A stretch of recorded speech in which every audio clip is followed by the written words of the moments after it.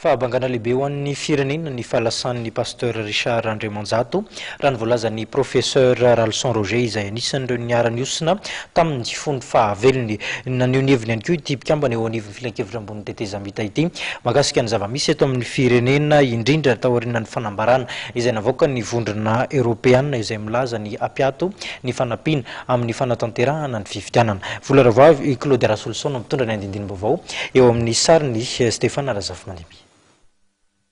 Nanana ny toetra mampiavaka azy ny pasteur Richard André Manjato ary fahabangana lehibe ho an'ny firenena ny fahalasanany raha ny voalazan'ny professeur Ralson Roger. Tokoa mpanajana amin'ny fahalasana pasteur André Manjato Richard ny tena za moa niaraka niosina tamin'izy hatramin'ny sivy-valopolo mandrapia vita nitony ny avelona ara-salama. Ny azo itenenina dia hoe olombelona moa tsisy tonga lavatra fa kosa ny zavatra tena songadina taminy dia ny fahaiza mitondra olona ny toetrany izay tsy mba tezitra na sorena mihitsy fa nitsika foana ary rehefa misy zavatra banjinina tratrana dia tsy maintsy tratra izay no nampianarin'ny taminay izay mbola tanora tamin'ny fotoana izany ary indrindraindrindra dia fitiavan-tanindrazana mba tsy atao ambanin-javatra izany rehetra izany ka fihezina izany dia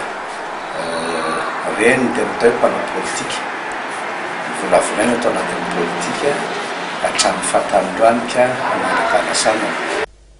Manoloana ny fampiatoan'ny ny fanampian'ny vondrona Europeana amin'ny resaka fifidianana dia nilaza ny professeur Ralson Roger fa matony tena tsy nilatsaka hovidiana indray dia efa nampozina fa mikropaka loatra ny fanomanana ny fifidianana ary mila fotoana ny fampianarana ny olona ampiasa ilay bulletin unique. Mila farafakely ny enimbolana ny olona ampianarana mazona voatapavoaka. Ny fahatelon'izay dia hitatsika fa miankin-dobe amin'ny avy any ivelantsika ary io tsy afakitsika aloha mandra-pahafahatsika manana n'ilay tena fahalalantsika tanteraka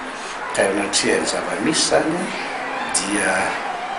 azo atao hoe kenda zany ny firenena malagasy zao miankina zany amin'ireo olona voatonontonona anarana ny tokony andraisany fanapahan-kevitra mikasika izay tombontsoan'ny firenena. Mampalahelo azy satria ny avy any ivelany zany lasa ohatrany hoe manao didiko velebeto kanefa moa efa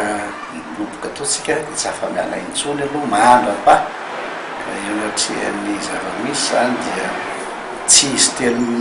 menadamianaka ihany ny fahitako azy fa mety ho tongatra any amin'reto nahazo sazy izay nomendrareo sazy ka natonga ny africaine ny teny hoe